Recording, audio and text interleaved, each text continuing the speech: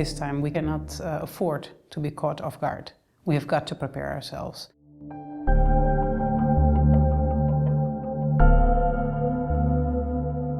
Scenario one is where everything goes well, and it's the best case scenario. Elections are held, there is a winner and there is a loser, and results are accepted by both parties. The last crisis in this country in 2008 was triggered by an electoral body that was weak, that was manipulated, and did not seem to be able to have full control of the process. One of the things we can do to ensure we minimize the loss, the risks of violence as we go into the election, is to ensure that the electoral process itself is not only perceived but seen to be free and fair. Scenario two is where there is a localized trouble and disagreement where results are contested. We have identified 8 spots in Kenya which are areas where violence could erupt and where we do have a presence of humanitarian partners. If the violence is not being managed right now,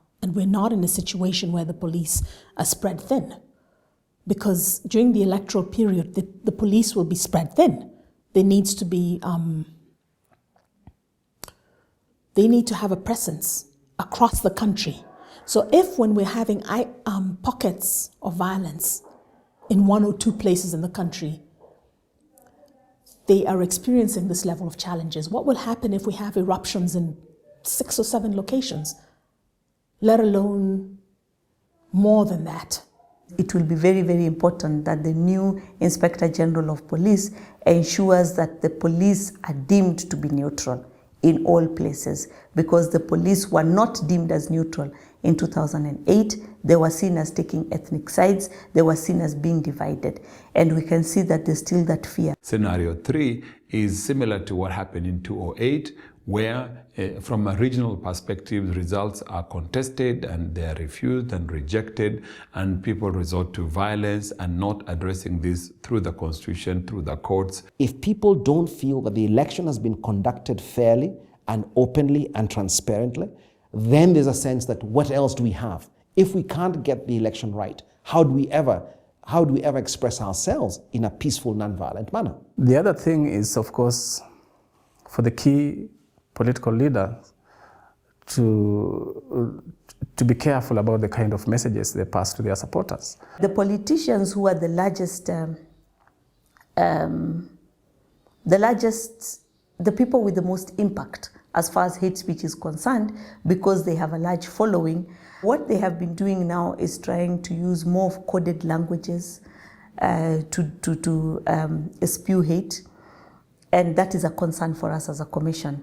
Because you'll find that unless you come from that region and understand the meanings or the innuendos behind the words that are uttered, you may actually think that somebody is speaking properly and non-provocatively, but actually 3/4 of their speech amounts to hate.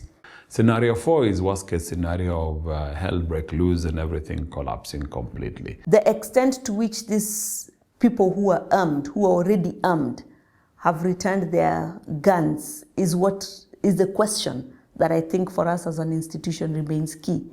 Because you will find that even in instances where people claim they're disarmed, the arms that are presented are faulty. The aggressive disarmament of these communities is still ongoing, but it's something that is likely to take a while.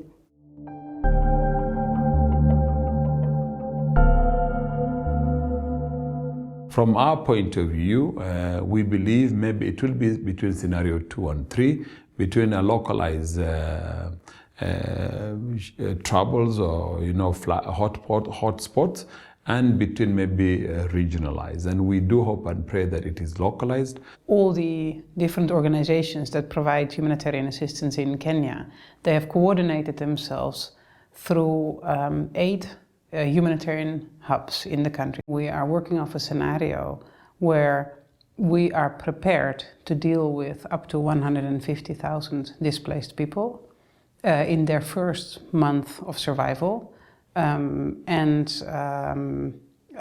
for roughly 350 to 400,000 people who are not necessarily displaced but also affected by potential post-election or election-related violence, or any related violence for that matter. We want to get to a point where everybody is prepared. The hospitals, the general hospitals that are tied to the government, how prepared are they? So then we are questioning mechanisms as we go towards the next elections, the mechanisms that need to be put in place so that then if election violence happens, then the gender-related violence is arrested immediately when it is cited. As an old saying says, you hope for the best, but you certainly do prepare for the worst.